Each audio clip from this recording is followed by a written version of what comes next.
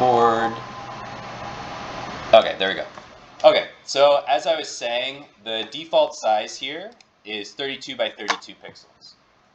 So we'll talk more about resolution throughout the semester, but as you know, when we're creating graphics, we want to be aware of how big things are, because if we make something really small, it's going to be hard to see. If we make it bigger, it's going to get messed up. It's going to get blurry and distorted.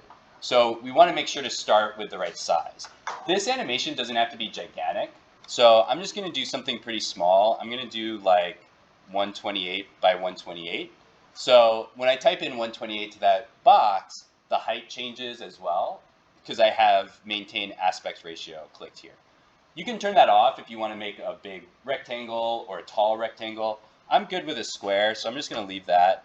And so now when I draw something, you can see I have a little bit more room here.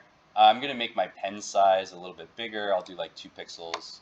Okay, so that looks good. And so the thing that I really like about Piskel is there's 2 things. One is that I have 2 different colors that I can use with either the tip of the pen or with like the secondary button. And I'll talk about how to do that in a second.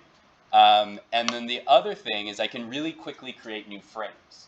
So I'm going to start with my flower. I'm going to get like a green color. I'm just going to choose a nice green color to use as like the stem of the flower. And so I'll just get started. So if you've never used the pen before, this is going to be our chance to play around with it a little bit on the screen. But what you'll see, right now I'm not touching the screen with the pen tip. I'm just kind of hovering the pen tip a little bit above the screen. And the computer, the screen can actually detect, if I go too high, then it loses it. But if I'm close to it, you can see the pen is moving around. So I'm not actually touching the screen yet. When I touch the screen, that gets registered as like a click, as though I'm clicking with my mouse. So when I start to touch the screen, you can see I'm starting to draw on the canvas. So that's my first color, is that green. And then the second color right now, by default, it's set to something that has transparency. And so it actually acts as an eraser. So if I click the first button on my pen, which is the button that's closest to the bottom of the pen, then I'm using the second, or maybe it's the top one. Oh, it's not working for some reason. Okay, I must have some setting weird. Oh, okay. It's still drawing with the first one. I don't really know why it's doing that. I'm gonna close it, and oh, I can't. Okay, I can't do that because I'm recording. Okay, well, I'll figure that out later. But for now, let's see. Let's try it one more time. No, it's not working. Maybe there's like a. This might be like a Wacom setting, so I'll take a look at this later. It was working fine before. Anyway, what I'm eventually going to do is I'm going to choose my second color. So for the flower part, I'm going to choose like a nice pink or purple, and then I'll be able to draw with that. Normally I would be able to just click my other one, but it's not working. But if I hit the X key on the keyboard, it'll switch really quickly between my 2 colors. So that's another way that I can do that really easily. So there's a few different things that make it easy to use. Okay. So I'm going to get started. So at the very first frame of my flower, I'm just going to draw like a little green thing. So it's just kind of like getting started. So I just have like a little green dot on my canvas. And then the nice thing about Piskel is if I just hit the N key, I get a new frame. You can see up here there's a preview of the animation so far. So it's just the dot and then a blank frame. And then I can also click on this onion skin, and it's going to show me what my previous frame was. So I have a nice reference for where I want to start. There's also a little thing here where I can change the frame rate. So if I make the frame rate really slow, I can see a slower version of the animation, and I can go all the way up to 24 frames per second.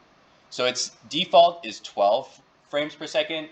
This is a little bit slower than 24, so it makes it easier for me to see all the frames in the animation. So now I can start to grow my flower out a little bit. So I'm just going to make this a little bit bigger. And these guys are starting to turn into like little leaves over here. So then to get a new frame, I just hit N again. One thing that you can do, I'm not going to do this because I'm just going to draw each frame from scratch, but if I hit, I think it's Shift N, it actually duplicates the art that I've already drawn, so now I can just add some more art on top of it. That's too easy though. It looks cooler if I actually draw every frame. So I'm just going to hit N and draw a new frame.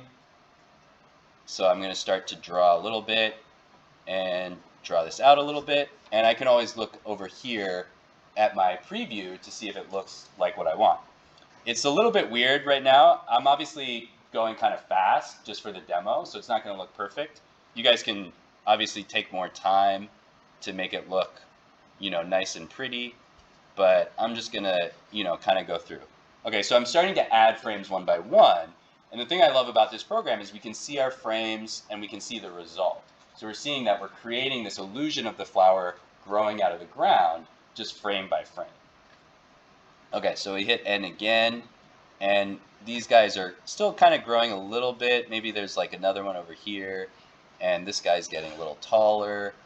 And, I'm starting to get more of an interesting animation. Here's frame 6.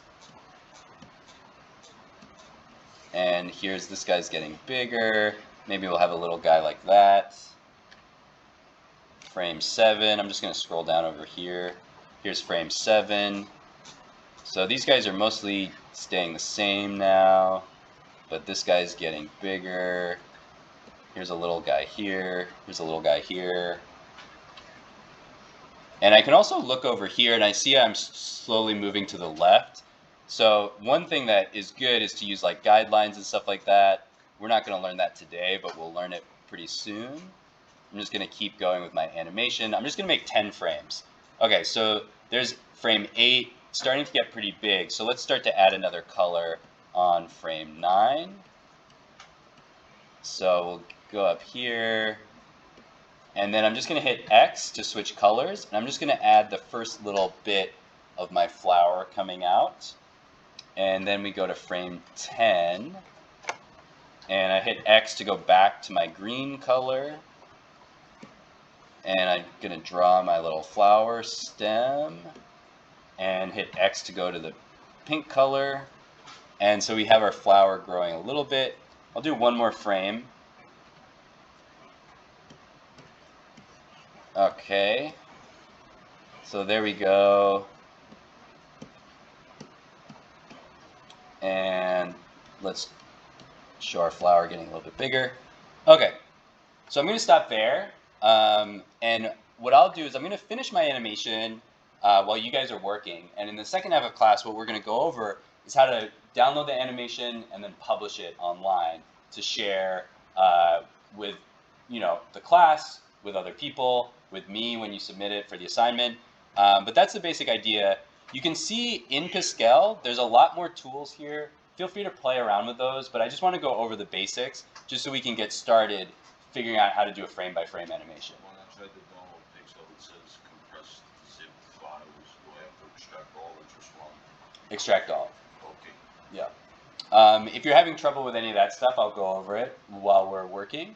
For the assignment, let's look at the assignment real quick while we're here. Let me stop the recording first. Stop.